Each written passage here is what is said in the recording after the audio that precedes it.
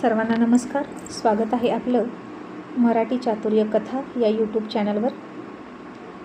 आपल्या व्हिडिओला लाईक करा, चॅनलला सबस्क्राईब करा आणि बेल आयकॉनवर प्रेस करा, जेणेकरून सगळ्या नोटिफिकेशन्स तुमच्यापर्यंत वेळेत पोहोचतील. चांद मातला भाग 173. आता सकाळपासून सचिन चाळीमध्ये मध्यभागी कस्तुरीच्या घराकडे बघत बसला होता. मग दुपारनंतर कपडे काढायला येताना कस्तुरीने एकदा त्याच्याकडे बघितलं आणि घरात निघून गेली. आणि तिच्या चेहऱ्यावरचा राग पहिल्यापेक्षा कमी दिसत होता आणि ते बघून सचिनला आनंद झाला. आता सगळे लोक खाऊन पिऊन बसले होते आणि हा उपाशीच बसला होता. त्याला कोणीतरी खायला देत होतं, पण तो घेत नव्हता.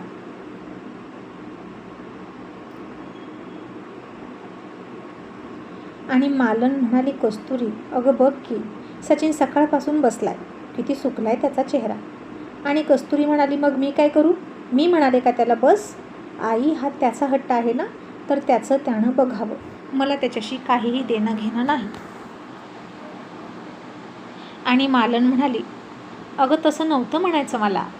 त्याला भूक वगैरे लागली आहे का ते बघावं असं म्हणत होते मी. असं म्हणून मालन टोपल्याकडे गेली आणि तिनं बघितलं तर त्यामध्ये फक्त कस्तुरीसाठी जेवण शिल्लक होतं. आणि मालन म्हणाली, कस्तुरी, मी पटकन त्याच्यासाठी काहीतरी बनवते. तू अजून जेवायची राहिली आहेस ना? मी तर खाऊन घेतलं गं.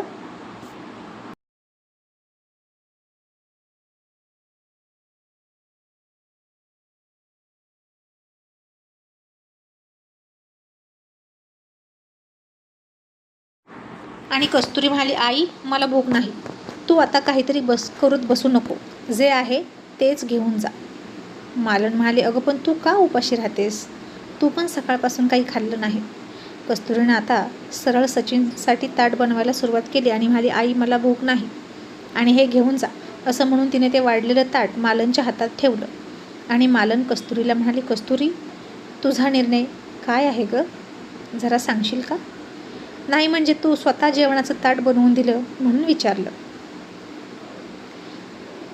आणि कस्तुरी म्हणाली, आई, माणुसकी म्हणून मी त्याच्यासाठी जेवण देते. तू कुठलाही गैरसमज करून घेऊ नको. तू हे घेऊन जा. आणि माझा अजूनही नकारच आहे. आता मालन गेली त्याच्यासाठी ताट वाढून घेऊन आणि म्हणाली, सचिन, खाऊन घे काहीतरी. आणि सचिन म्हणाला, नाही आत्या, मी खाणारच नाही. मला जेवण नको. मला फक्त होकार पाहिजे. आणि होकार मिळाल्याशिवाय मी इथून उठणार नाही आणि काही खाणारही नाही. आता तिथेच असलेल्या आणखीन 2-3 बायका म्हणाल्या, सचिन, अरे खाऊन घे. अंगात ताकद असेल तर तिचा होकार येईपर्यंत वाट बघशील ना, नाहीतर असाच मरून जाशील. मग काय उपयोग? आणि सचिन म्हणाला, मला भूक लागलेलीच नाही. माझं पोट तेव्हाच भरेल जेव्हा ती होकार देईल. आणि तुम्ही माझ्या पोटाची काळजी करू नका. माझ्यासाठी काही करायचं असेल तर तिला सांगा माझ्यासोबत लग्न करायला, असं सचिन म्हणाला. आणि मालन निराश होऊन ते वाढलेलं ताट परत घेऊन आली.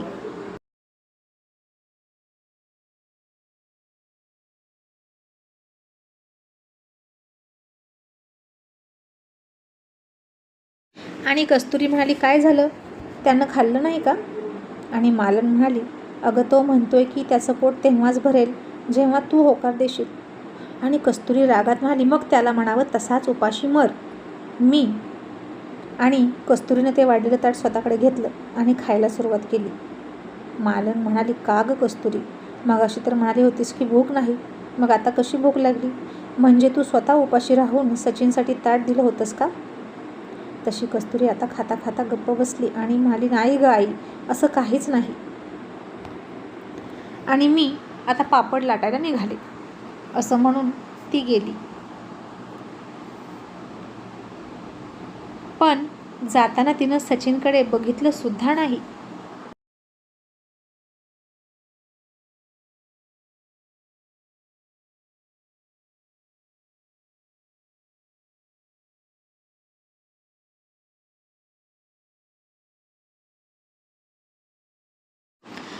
मग जो तो कस्तुरीला भेटेल तो कस्तुरीला समजावून सांगत म्हणायचा, कस्तुरी, अगं सचिनचा विचार कर. इतकी का नाराज आहेस त्याच्यावर? अगं मुलगा चांगला आहे. या परक्या मुंबईत कोण कोणाचं नसतं बघ. आणि तो तुला स्वीकारायला तयार आहे. तर तू का अशी करतेस? त्याच्यासोबत सुखाचा संसार कर. मुलगा बघण्यातला आहे, आमच्या डोळ्यासमोरचा आहे. शिवाय शशीसोबत असतो तर मग प्रश्नच नाही. कस्तुरी आता सगळ्यांच्या प्रश्नांना वैतागली. जिथं जाईल तिथं तोच प्रश्न. आणि ती घरी आली आणि दरवाजा लावून बसली. आणि आता रात्र झाली. चाळीतली मंडळी रात्रीच्या 10-11 वाजेपर्यंत अजूनही गप्पा मारत होती. तोपर्यंत सचिनसुद्धा तिथेच होता. पण आता जसजशी रात्र वाढली तसतसे एक जण उठून झोपायला गेले आपल्या आपल्या घरी. आणि सचिन मात्र तिथेच बसला.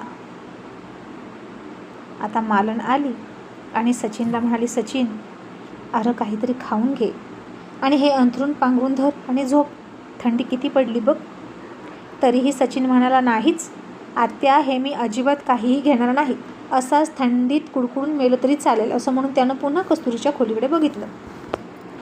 तर कस्तुरी पुन्हा दरवाजाच्या बाहेर येऊन ते सगळं बघत आहे असं त्याला दिसलं. आणि त्यानं बघितलं तसं ती आतमध्ये निघून गेली. आणि आत्ताही मालन निराश होऊन घरात आली. आणि तिनं बघितलं तर कस्तुरी झोपलेली दिसली. मग मालनने सुद्धा अंथरुणावर अंग टाकलं आणि मालनची झोप लागली. आणि सचिन मात्र तसाच निराश होऊन कस्तुरीच्या खोलीकडे बघत होता. आणि ती आत्ता दार उघडेल, मग दरवाजा उघडेल आणि कस्तुरी तिचा होकार घेऊनच बाहेर येईल याची वाट बघत होता तो. पण आता तो दरवाजा बंद झाला तो झालाच. सकाळीच उघडणार होता. आणि त्याला खूप भूक लागली होती. त्याच्या पोटात कावळे ओरडत होते, पण त्यानं खरंच पाणीसुद्धा पिलं नाही. आणि सचिनसुद्धा तिथेच खांबाला टेकून झोपला. आणि सकाळी सकाळी जेव्हा त्याला जाग आली तेव्हा त्यानं बघितलं की त्याच्या अंगाभोवती एक उबदार ब्लँकेट होतं.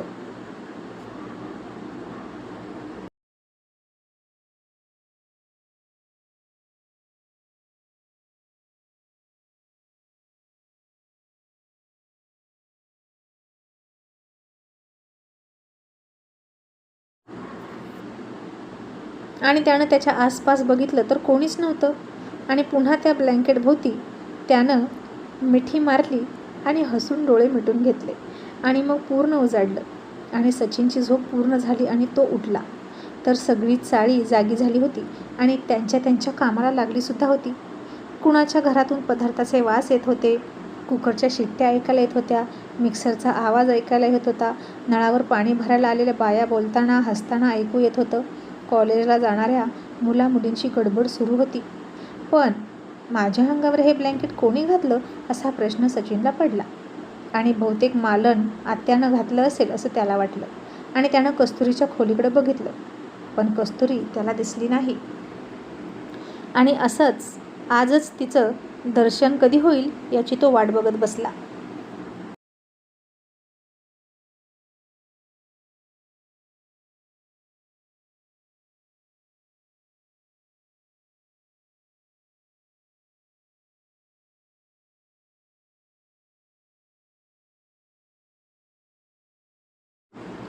मग थोड्या वेळानं कस्तुरी अंघोळ करून निळ्या रंगाची साडी नेसून पाणी आणायला निघाली. आणि इतक्यात मालन तिला म्हणाली, कस्तुरी, अगं राहू दे, मी पाणी आणते.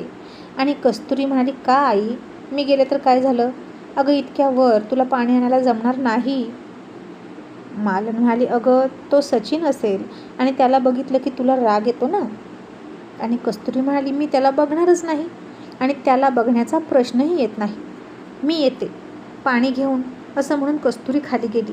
आणि तिनं बघितलं तर सचिन नळावर पाणी भरायला सगळ्यांनाच मदत करत होता. आणि आता ती तिथेच जाणार होती त्या नळावर.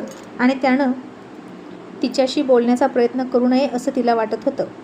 तरीही त्याच्याकडे दुर्लक्ष करून ती गेली. आणि आता तिला तिच्या रस्त्यात एक लहान मूल दिसत होतं आणि त्याच्या हातात लिहायची पाटी होती आणि त्यावर लिहिलं होतं, होकार दे, होकार दे, होकार दे. आणि ते सगळं बघून कस्तुरी वैतागली. आणि कस्तुरीने त्याच्याकडे दुर्लक्ष केलं आणि पुढे निघाली तर पुढे सुद्धा तसंच लहान मूल दिसत होतं, त्याच्याही हातात पाटी आणि तेच लिहिलं होतं, होकार दे. आणि अशीच 7-8 लहान मुलं चाळीतली गोळा केली होती. आणि कस्तुरी आता वैतागली आणि सगळ्या मुलांच्या पाटीवर तेच लिहिलं होतं, होकार दे, होकार दे.